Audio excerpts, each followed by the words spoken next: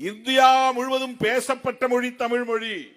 வட இந்தியாவிலும் தமிழர்கள் வாழ்ந்தார்கள். அவர்கள் அக்காலத்தில் நாகர்கள் என்று அழைக்கப்பட்டார்கள். இனக்கலப்பு ஏற்பட்ட பிறகு மொழி கலப்பு ஏற்பட்டு புதிய புதிய மொழிகள் உருவாயின. அப்படி உருவானதுதான் தெலுங்கு, மலையாளம், கன்னடம் என்பது கூட. சமஸ்கிருதம் கலந்த பிறகு உருவான மொழிகள். இந்தியையும் பிற்காலத்தில் இவர்கள் அழித்துவிட்டு சமஸ்கிருதமே இந்தியாவின் தாய்மொழி என்று ஆக்குவதற்கு முயற்சிப்பார்கள். அதுதான் அவர்களின் அல்டிமேட் எய்ம்.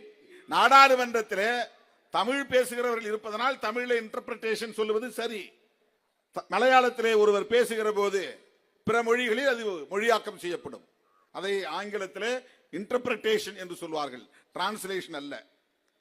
டிரான்ஸ்லேஷனா வார்த்தைக்கு வார்த்தை மொழிபெயர்க்கணும். இன்டர்பிரேஷன்னா யூகத்தின் அடிப்படையில் இதுதான் திருமாவளவன் பேசினாரு தமிழ்ல அப்படின்னு அவன் இந்தியில சொல்லுவான்.